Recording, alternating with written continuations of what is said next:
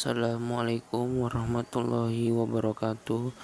Perkenalkan, nama saya Fajar Ramadan dari Fakultas Ekonomi Bisnis dan Islam dari Prodi Perbankan Syariah kelas 4F.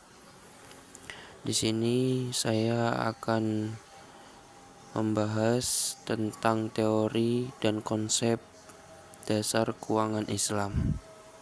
Jadi, keuangan Islam adalah sistem keuangan yang beroperasi sesuai dengan prinsip-prinsip syariah atau hukum Islam.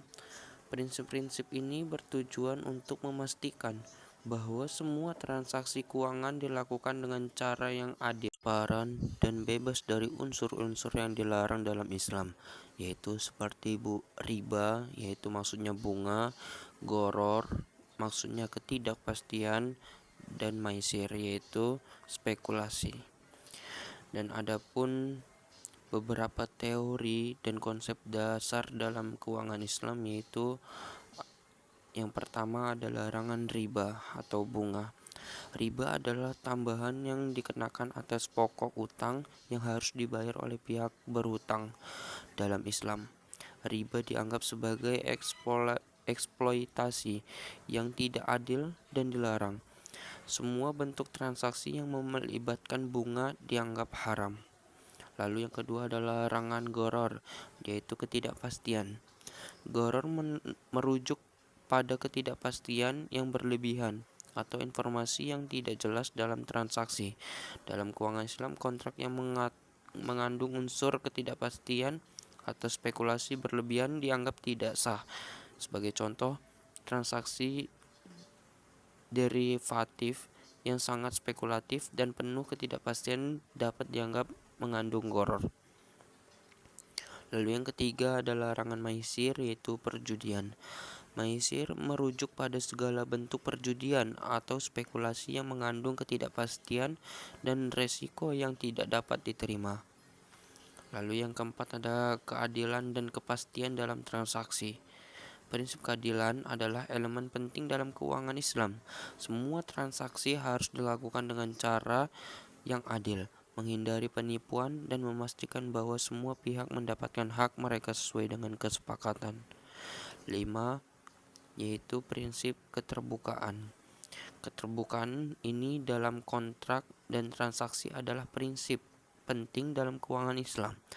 Setiap pihak harus mengetahui dengan memahami semua aspek yang terkait dengan transaksi yang dilakukan sehingga tidak ada yang merasa dirugikan. 6. Partisipasi dalam resiko. Keuangan Islam mendorong partisipasi dalam risiko dan keuntungan.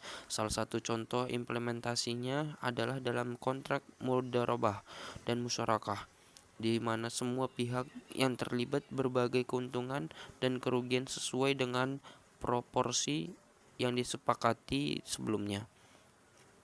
Lalu yang ketujuh ada investasi dalam aktivitas yang halal.